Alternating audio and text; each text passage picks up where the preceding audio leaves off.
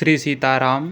रामाय रामभद्राय रामचंद्राय वेधसे रघुनाथाय नाथाय सीताय पतये नमः।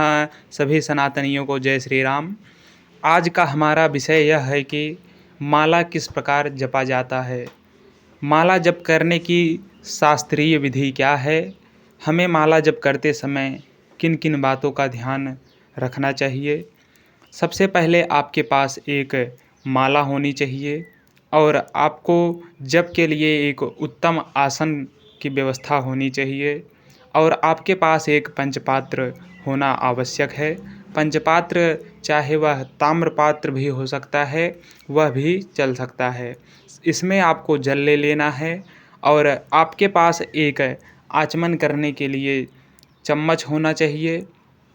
इसके बाद आपको इसको अपने सम्मुख रख लेना है और चम्मच से एक चम्मच जल लेकर के आपको सबसे पहले पवित्र हो जाना है।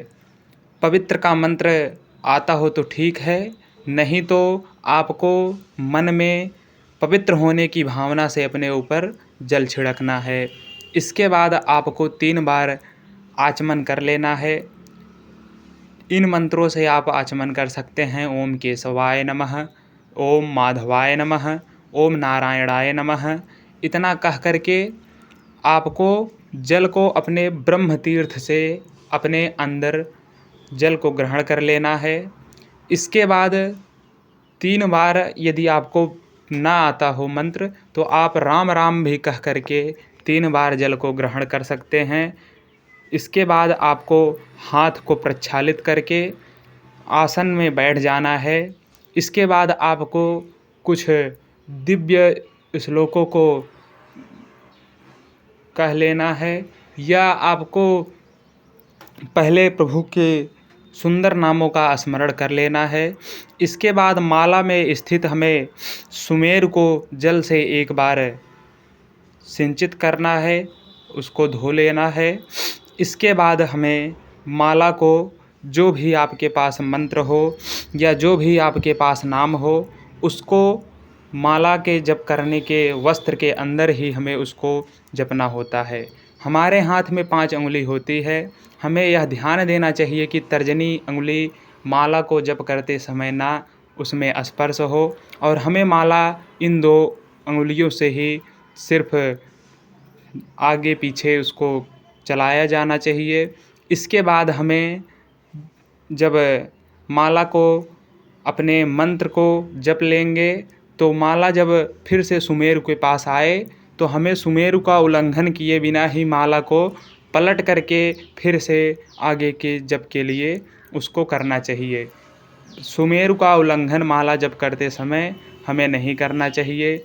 इसके बाद माला को अंदर रख लेना चाहिए और हम माला जप कितने प्रकार का होता है यह बताते हैं। सबसे पहले जप करने की 3 विधि होती है। पहला होता है मानसिक विधि। मानसिक विधि में आपके अधर नहीं हिलते हैं, आपके अंदर से कोई आवाज़ बाहर नहीं निकलती है। यह जप सबसे सर्वोत्तम जप माना जाता है।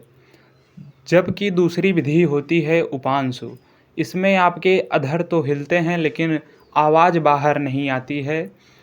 इस जप को हम उपांशु जप कहते हैं। यह विधि भी उत्तम है लेकिन मानसिक जप से उत्तम नहीं है।